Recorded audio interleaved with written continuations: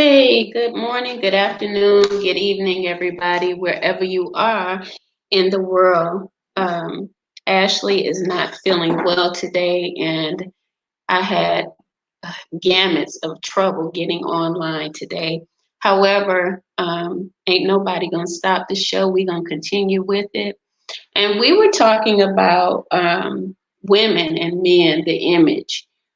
We got into some deep information, and she brought up R. Kelly's situation and the fact that no one, actually helped him to overcome the situation before it got out of hand. And God knows, if anyone actually extended help. What I find with men, though, is because of the ego, it is harder for them to use their whole brain, meaning that their brain would say wholeness is where we're not thinking in the masculine energy and that we're going to be put in a shame position, that we are able to communicate and tell people what we feel. It's not about how I look in my image, which we spoke about in two segments in the last couple of weeks. Image is, everything to people when they are actually living out of the ego. Your image is not as important when you're trying to understand or convey a message that's going to heal people. Your image is also not as important when you move away from the status quo or the social construct. And that's the biggest problem with women and men. The social construct tells you that you should walk and talk a certain way.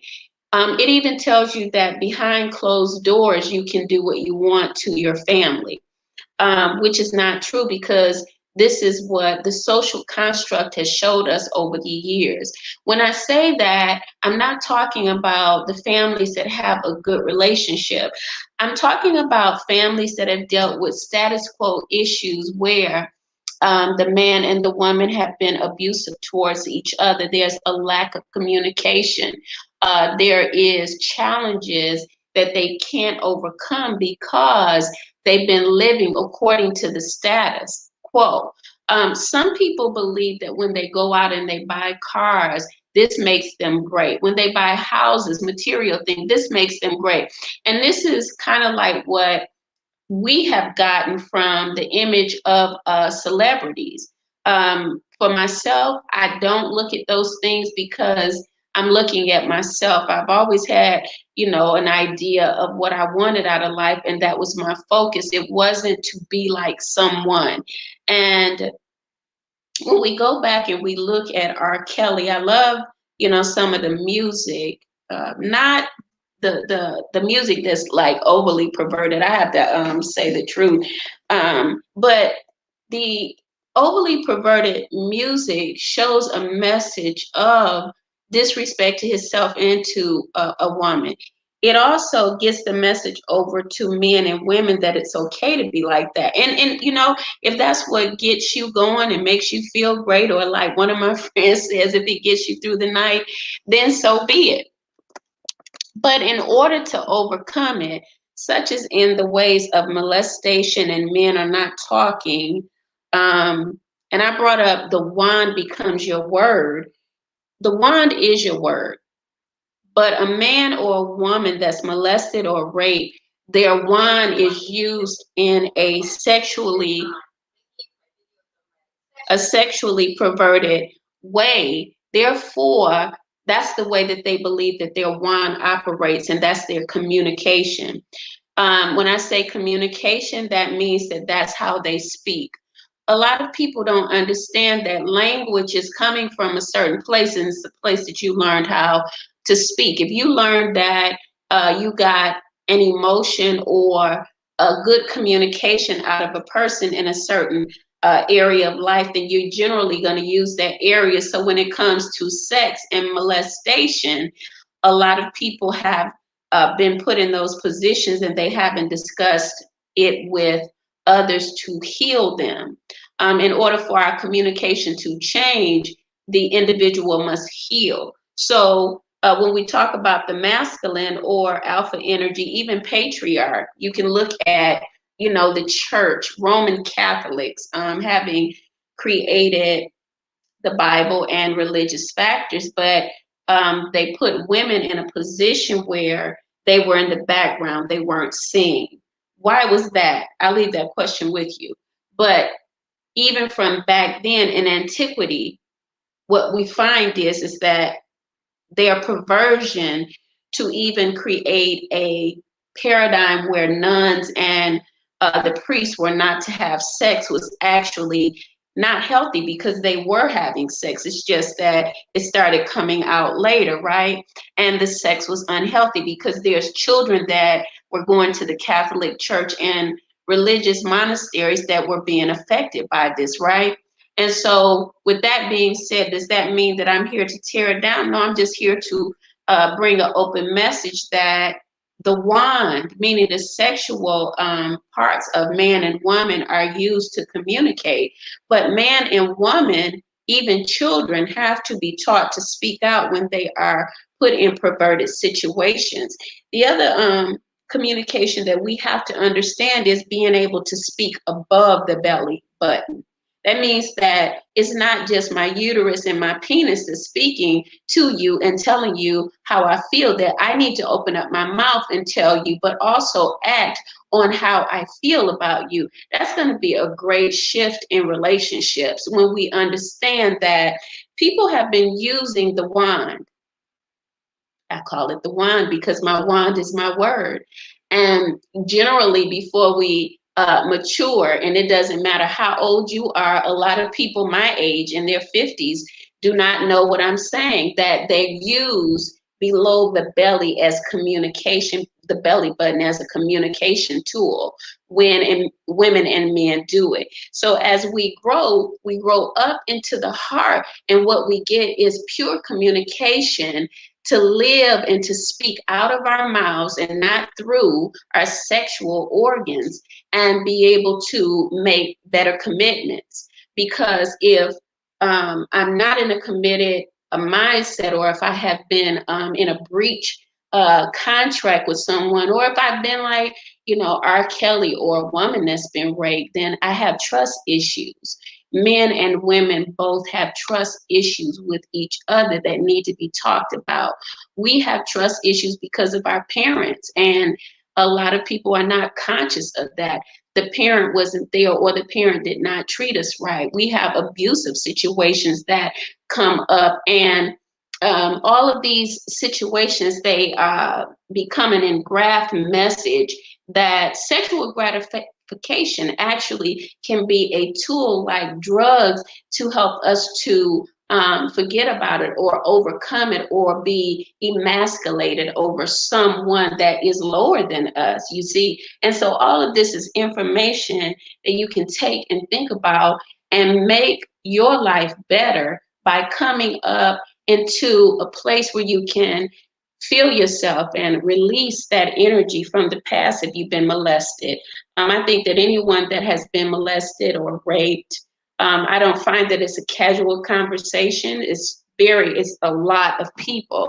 I did pull up statistics. The CDC statistics just wasn't great, but let me give them to you. Um, um, I'm going to go to 1 in 6, and 1in6.org. It says 1 in 6 statistics says, yes, it is hard to believe. At least 1 in 6 men have been sexually abused or assaulted. Researchers have found that at least 1 in 6 men have experienced sexual abuse, assault, whether in childhood or as an adult.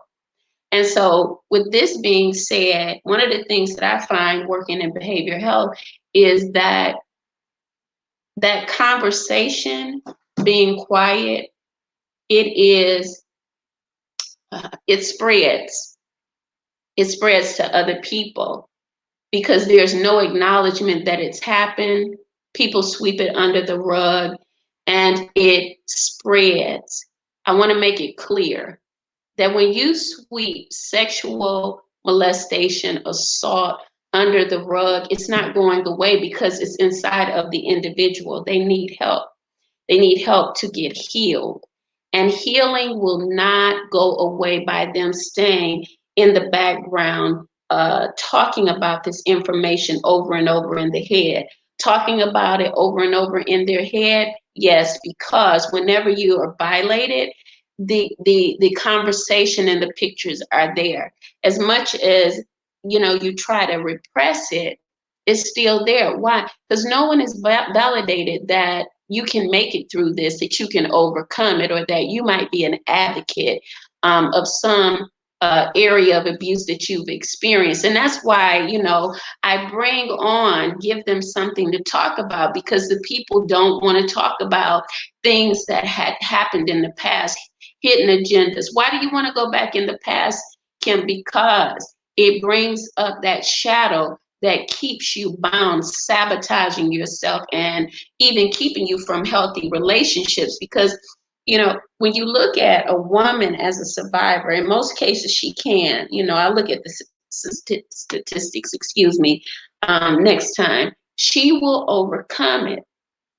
I believe that men will overcome, but they won't overcome the part where they are lacking confidence unless they talk to someone and the person tells them how to get over it. There are women that won't overcome as well, but many women look at it, they use their whole brain, and they move forward. What is that about? Because even the woman in the Bible, she was silenced, but she was known to have met with the Christ. These issues physically need to be addressed physically and spiritually. The power of God within you is what gives you the grace to overcome any kind of disappointment, hurt, and pain. You might say, well, how do you know? And I would say, because I've experienced these things, many things. And this is okay with me because it's given me the ability to bounce back and come in and say to people, in many places that I've lived and I've walked and talked in communities, that you can make it over. Don't let your scar become a wound that you do not allow to heal.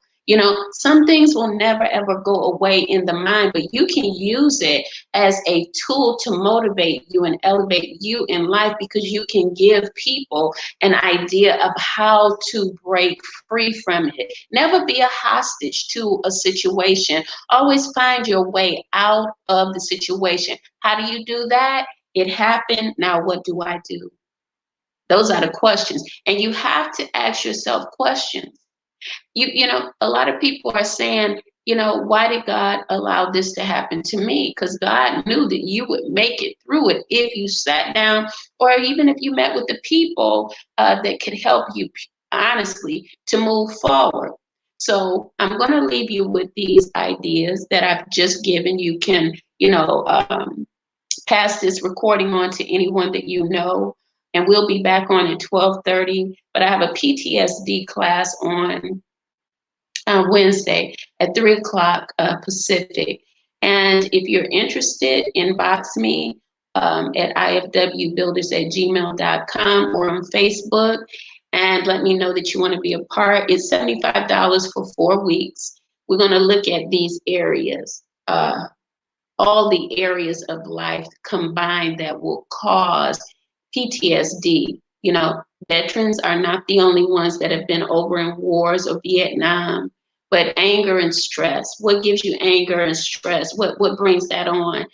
Too much, it can be too much work. It can be too much thought about something that's happened to you, such as rape or sexual molestation. It could be assault. It could be the fact that your mind keeps going through the loop and that energy is repressed in you. Domestic violence. It could be accidents. It could be grief. Anything that your mind keeps talking about to you is a repeated message within the body, excuse me, within the body that's saying, I need you to address this situation. It's not saying I need you to lash out at people and be angry or be unhappy forever. I need you to address the situation that, you've experienced. Your body is talking to you. It's a messenger. It is not talking to you to be against you or to tell you to live these situations over and over again in your mind. And by the way, if you don't get clear of this in your mind or find a way of healing where you're not looking at that message or those pictures anymore, you will always bring people into your life that are um, victims that may want to bring that assault into your life again or victimize you again in some way. It will always be a repeat because the energy is pulling that experience while you're constantly thinking about it to you. And, I want to say don't give up on yourself because a lot of people give in after they have been raped or molested, after they've been misused or abused. They give in to the feeling and the energy because they feel like they're not worthy of anything else. It's not true. What's true is when you connect with the right community that can help you to accept that you went through, the situation for a reason. What is the reason? Again, a lot of times you're strong enough to become an advocate. You're strong enough to speak out. And that's where I encourage people. I, talk to young women that have went through court systems where they're definitely abused by the court, men and women, child support.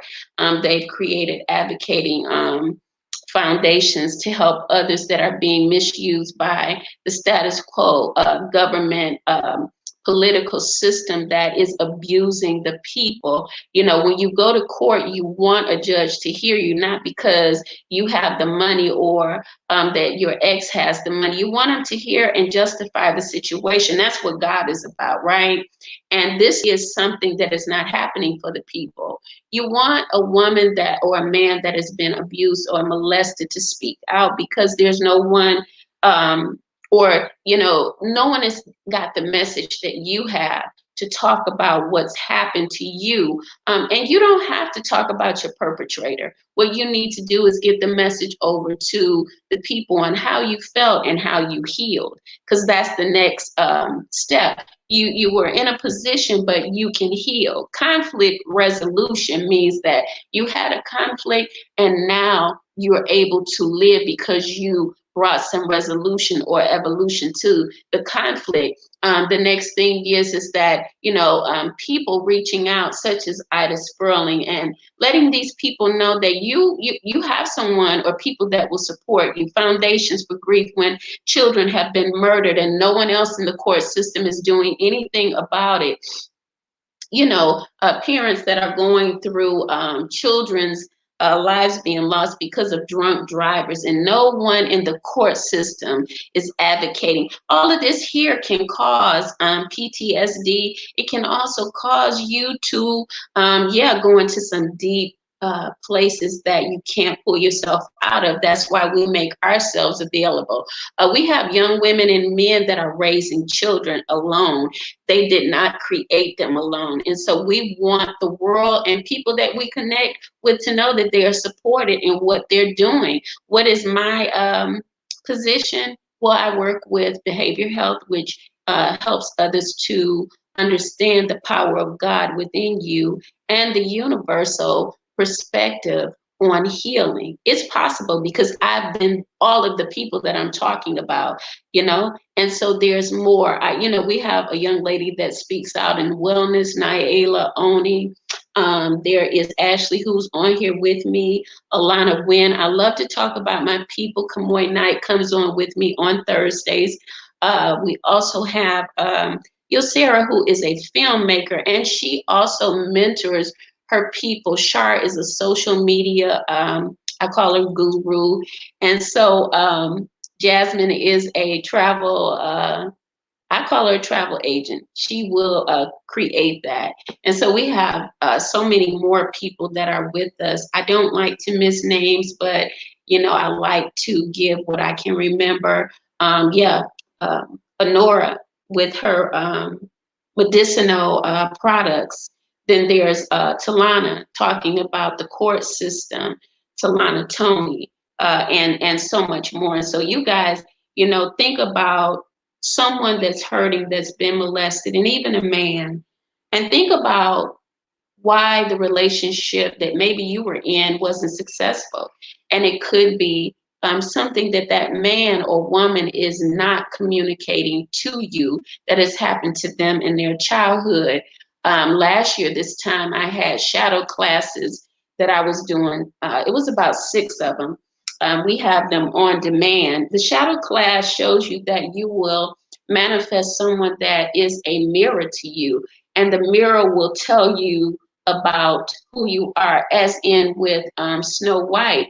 The Wicked Witch would always go to the mirror and say, "Mirror, mirror, who's the fairest of them all?" And one day, the mirror told her that there was someone new in town that was beautiful, and it was Snow White. And she was very upset. The thing about it is that why would you get upset?